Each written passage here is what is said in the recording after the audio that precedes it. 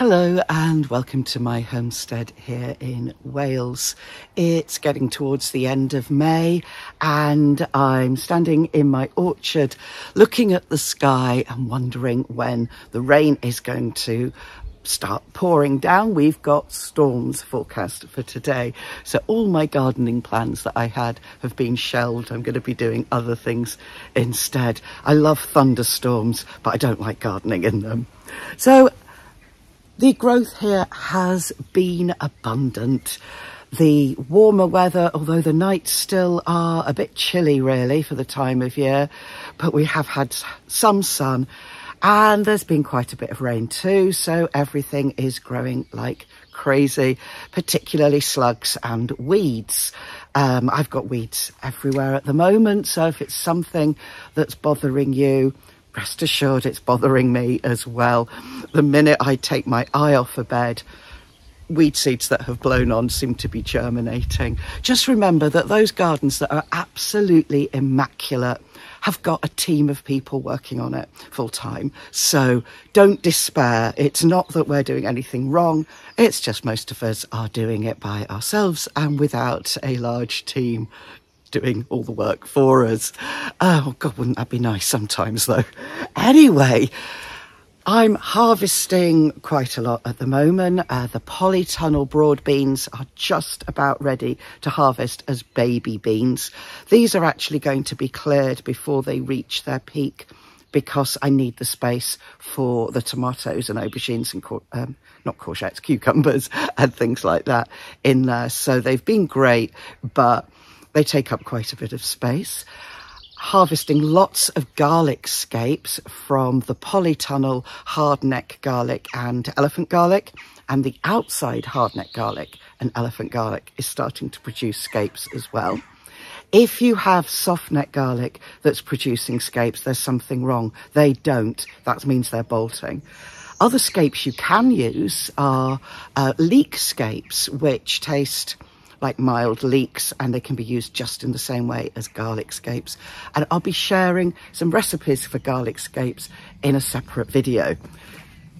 Still harvesting a lot of overwintered greens and sprouting broccoli and lovely loads and loads of asparagus. This is so exciting because it's the first year since I moved here that we've been able to harvest asparagus, and there's something really decadent about like asparagus with several meals a week. It feels like a real treat. So mostly it's coming from the polytunnel asparagus, and also the outside asparagus is cropping too. I'm finding the polytunnel asparagus much more abundant. And this is thanks to Saron, who has her own YouTube channel. And she said, in Wales, it's a really good idea to have some asparagus growing under cover for a more early and reliable crop. So that has worked so well. The tomatoes are all in the ground. I'm still not strung them up. That's a job I'll do when I've cleared all the winter crops out of there. And the cucumbers and melons are almost big enough to go in. The aubergines are about the right size to go in.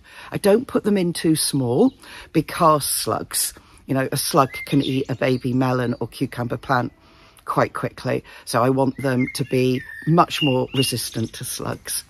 Outside, I've planted all the climbing beans and runner beans, and they're doing fine. The lower leaves are a bit sluggy, but they're starting to climb the hazel frames, so they're growing out of the reach of the slugs. And the sweet corn is all out. Sweet corn grows quite slowly, particularly it's a bit cool at the moment, but it had to go out because it was just getting too big for the modules, and it was completely impractical to pot on all the sweet corn and get it bigger.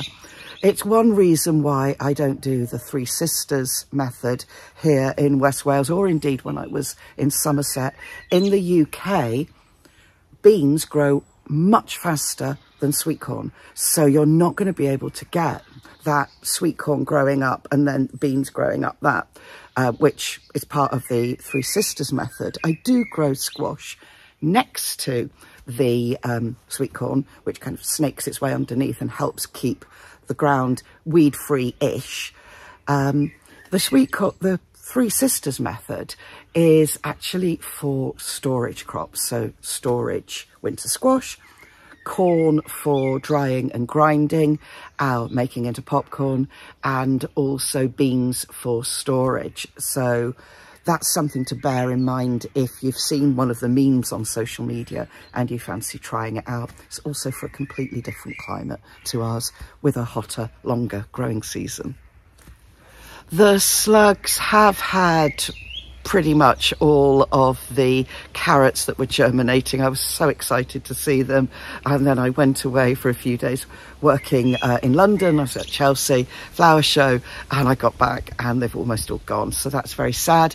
One of my jobs for tomorrow is to re-sow all the carrots, and happily the parsnips are germinating beautifully, lots of baby parsnip plants, and the interplanted radish is looking super too. I've made a new instant raised bed in the orchard as well, a little no-dig bed, using timber which was at the bottom of the garden when I moved here to make the support for the outside of the bed. Now, yes, this wood is going to create a slug habitat, but considering the bed is in the middle of a lawn, at the moment it makes practical sense to keep the cardboard weighed down and the compost enclosed while this bed establishes. I could plant straight away. I put some beetroot in literally moments after I made it. There's about 5 centimetres of peat-free compost in there, and I haven't planted the rest because I made the bed and then I went and worked away. So that's something I'll be doing over the next day or so. I've got all the plants ready. It was in a part of the garden where we had a swing attached to a tree. So I'm just going to move the swing now to another branch, which will do the job just as well. A big frustration, which might not sound like much of a problem, is the way that the grass is growing like crazy, and I'm finding it quite difficult to keep on top of. I don't do no mow May because if you have lots of long grass next to vegetable beds, then it creates a really fantastic habitat for slugs and snails, and I know from experience I can lose a significant amount of plants if the grass is not kept fairly short around where I'm growing food.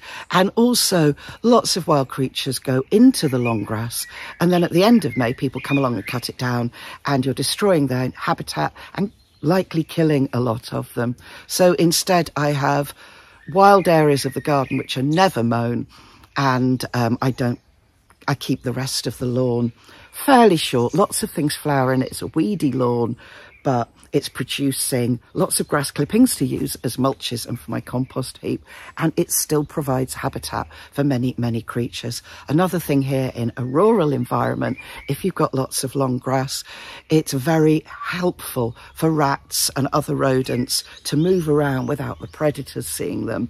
And obviously rats are quite cute really, but I'm not exactly opening a sanctuary for rats here, so I don't want to create an environment that's hugely beneficial for them. I want those predators to be able to see them and to keep everything in a sense of balance. The peas have really loved the damp weather. I've got in the back garden the shorter growing peas, and that's because when it's windy the wind whips round my house, and here in the orchard where it's more sheltered I've got taller peas, and the peas have different kinds. I've got poddy peas, monge to sugar peas, and also some peas which are for storage. So they'll stay on the plant and dry, and then I'll store them to use in soups and pâtés and that kind of thing in the winter. It's all winter food.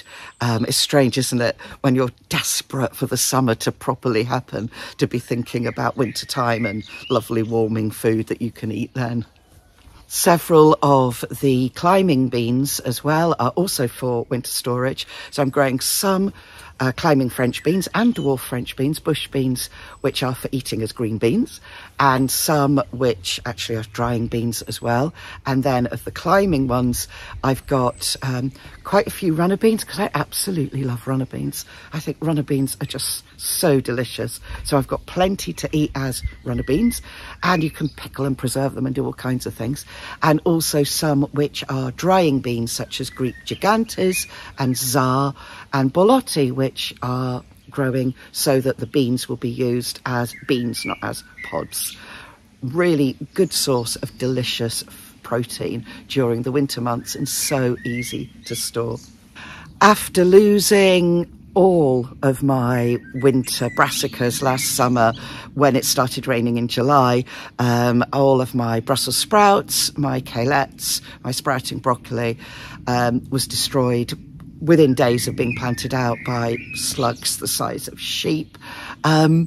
This year I'm getting them a lot bigger before they go out, and I'm using a walk-in brassica cage that I've had for I think about 3 years now as a nursery for plants that don't need the protection of a polytunnel, but it's protecting them from cabbage white butterflies and also from our cats jumping on them. So in there I've got lots and lots of brassicas at different stages, and these are being potted on and going out bigger, or when I am putting them out, I've got the backups in there. I'm also using it for raising some other plants, again, just so that they're nice and safe and out of the way.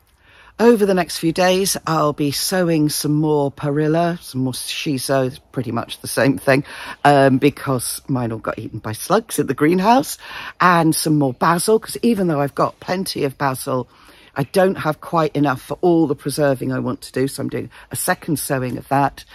Sowing more marigolds, because I lost about 3/4 of those to, you've guessed it, slugs. And these were slugs that crawled up the bench in my polytunnel and munched the marigolds. They really like marigolds. So more of those are getting sown. They're really good companions for tomatoes, so I like to have them in the polytunnel. And then I'll be gearing up for the June sowings, even more things to put in the ground. Before the end of the month, I'll put up a video with ideas of what you can sow in June. There's still plenty that can be sown, and also a lot of it is going to help put food on the table throughout winter and spring next year. I'm going to head in now because it's all looking a bit ominous here. Happy gardening.